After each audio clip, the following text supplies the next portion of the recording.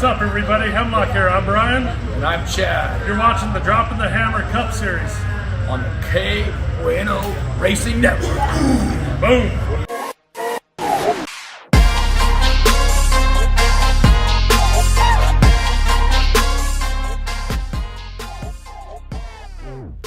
The journey to the title leaves just 2 races to knock down, and the first of those 2 sits on the edge of the Prairie State on the outskirts of the gateway to the west. We're live from virtual Madison, Illinois. The KBueno Racing Network welcomes you to Worldwide Technology Raceway and the penultimate race of the inaugural Droppin' the Hammah Cup Series regular season. Welcome to the coverage. Happy Mother's Day to all of those watching tonight on our YouTube channel, and we're so happy to have you join us this evening. We're alongside Francisco Bacalhau in the broadcast booth. As always, I'm Kenneth Bueno, and Francisco, we're shaping up for a pretty dramatic end to this regular season. Tonight's race at Gateway capping off maybe a 5 or so race stretch of unpredictable racetracks, all of them with very different qualities within them.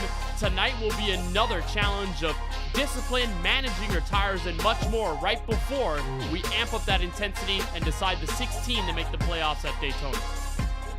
Just right about that, Kenneth. We got tonight here at the Gateway Racetrack and the Daytona International Speedway next week to end our regular season. So as you see here, our schedule, most of the field is going to be focusing on those final 10 on the right-hand side, but ultimately to get to that point, we have to get through these next 2, and it all starts with a good run here tonight. Certain playoff guys are looking to have the kind of run they need to get themselves up above that cut line battle, and we'll get an opportunity to talk about that cut line battle and even maybe get an interview or 2 with some of those that are involved. Want to get the perspectives of those potential playoff drivers, maybe on the outskirts, maybe inside right now, but Daytona will obviously be the decider in this long-winded story as we get down to Charlotte to wrap up the playoffs. So we'll go to the playoffs, then later on we'll continue on as we push forward with the drivers as they try to run for a series championship in 2025. But we do have to refresh you a bit on what happened a week ago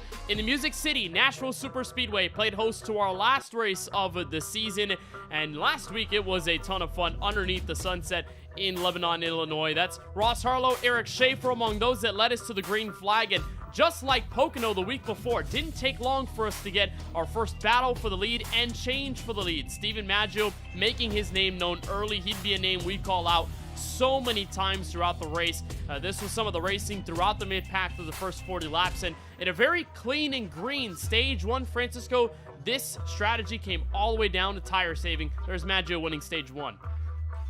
And we'll see more of this of the 97 as the race went on. Maggio was just at another level. As you see here on the initial start, some cold tires. It'll catch out Steven Harlow, who gets into the outside wall, and Jaden Porter, who went all the way back to the last position on the racetrack, but eventually a caution flag would save those as Brad Fulham up the racetrack after getting turned, sends the 77 of a playoff cut line driver of Kevin Roy upside down, and an uncharacteristic flip at the Nashville Superspeedway, but Roy was not quite done with his race at that point. Yeah, here was one of the few lead changes we saw all night long. It was Ethan Fonseca Moreno going up and challenging his teammate on this restart, and for the rest of the stage, the gap would remain exactly that, as Moreno was never able to pull away and was able to get the stage 2 victory.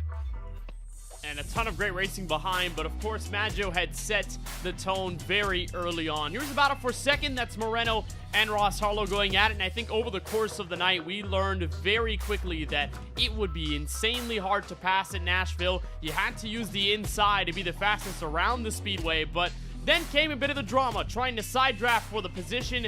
Moreno goes for the spill. He thankfully saves the race car and continues on. There's battling 3 wide. Jaden Porter among those in the middle of the pack. Everyone at this point of the race just trying to figure out what their strategy would be. And then the bad luck hits Steven Stempian once more. The bright white and orange 88 gets into it. Steven Harlow among the secondary cars involved. There's Stempian trapped at the exit of turn 2, and how his race would turn sour in a quick moment. Then Kip Easley, Brandon Banks, Richard Swaby among those to find trouble down the back straightaway, just trying to get by. and that led us with a restart inside 17 to go, where we would stay green, and Maggio would never return to the rest of the field's hands. He would escape everyone else in the final laps, and for the second week in a row, Maggio would become victorious in the Droppin' the Hammah Cup Series, set the stage for what we could expect to see from him out of Pocono, and Nashville was absolutely dominant. 150 of the 200 laps led in the Music City. Absolute clinic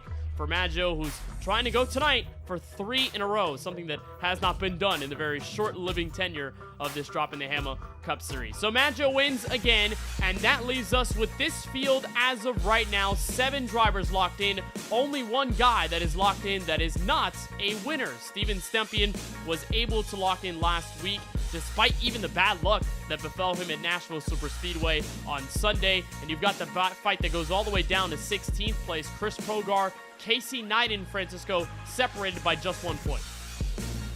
Only 1 point separating those guys on the racetrack, and that's just the stage right there that can separate those guys depending on where they were to finish that said stage in. But they have an opportunity to get themselves on the positive end of that cut line, and Chris Progar as well is on the positive side of things. You see Richard Swavely only 17 points above. He is super close to making it as well. You also look at Chris Cabot, who's 18 points out. He's also trying to see if he can get himself on the positive side of that cut line. But we're here in this session right now, Kenneth, and Cabot is not one that's currently in. So if that remains true between now and the start of this race, that could put the 25 in a must-win situation at Daytona, where he had an opportunity to go for the win at Daytona over there earlier in the season. So we'll have to see for him if he's able to show up in the next couple of minutes. For Progar and for Casey Knight, this one's going to be a great battle all night. Yeah, it is going to be really, really close. And here are the playoff clinch scenarios for those that are wondering, for the drivers on the other end of things, not really worried about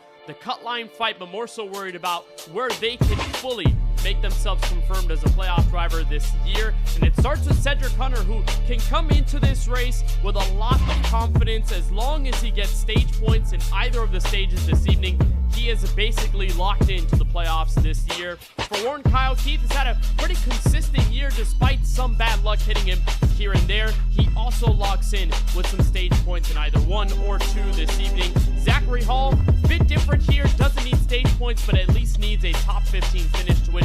We've seen many of those very good finishes from Hall over the course of his young career in this series. And then Stephen Harlow, probably with the more complicated route to locking himself in to the playoffs, but he needs either a stage win or stage points in both of the stages, and he needs to walk away with a top 10 finish. We've seen over the last 2 weeks where Stephen Harlow's season has sort of unraveled a bit. The crashes have gotten to him. He's ended up in pretty poor scenarios, but tonight could be the turnaround if he wants to lock into the playoffs going into Daytona. But then again, all 4 of these drivers you see on your screen, all of them in pretty decent point situations, so they are not really at mercy to falling below the cut line and being eliminated. They would really need terrible races, or they don't need to show up at all between tonight and next week's event at Daytona if they are going to be considered those drivers that are officially locked in. Well, let's get a word with 2 drivers that are either on the fence, on the outside looking in, or somehow barely on the edge of being bounced out. We are now joined by one of the co-owners of the league, that is TOW Racing's Chris Progar. Chris, I know you find yourself on the brink of elimination for the playoffs going into this race, still tonight and Daytona to go, but what kind of mindset do you keep going into tonight's race to make sure that you can stave off some of that pressure from that red line? I just gotta run. I wouldn't say a conservative race. I just have to make sure that I'm keeping my car clean tonight. I think if I can do that, I should be able to manage a decent finish and be able to get some points. And I've talked to my teammates. They're just gonna keep an eye out for Swavely and Casey on track for me, and let me know where I am in relation to them, how they're doing and how I'm doing, just so I can, if I've got to go a little quicker, then I'll have to go a little quicker. But goal is just to finish ahead of both of them tonight, however I can. And how important do you make this race out of these final 2? Because we know just how unpredictable a track like Daytona is. How much importance are you putting into Gateway, to which a lot of drivers could probably attest to it? You can control your destiny a little better than you can at Daytona. If I can get ahead of Swavely going into Daytona, it's going to help me out a little bit more, just because, I mean, Daytona is Daytona. So literally anyone can win the race. So being in 16th and having a new winner means you're out. So I'd rather be 15th and have a little bit of a cushion. But, if I, whatever I can do tonight is going to help me going into next week. Definitely still a chance to be one of those 16 to make the championship run here in 2025. Chris, thank you so much for the time and best of luck in tonight's race. Thanks, guys. That's Chris Progar, driver of his number 7 Chevrolet. Will be now joined by the driver of the number 28 for D Legacy Motor Club. That's the guy on the other side of the situation. 1 point out stands Casey Knighton. And Casey, I just talked to Chris about the importance of possibly this race more than Daytona, because you can control a bit more of what you encounter in this race versus a super speedway. What does your mindset happen to be like as you sit 1 point out?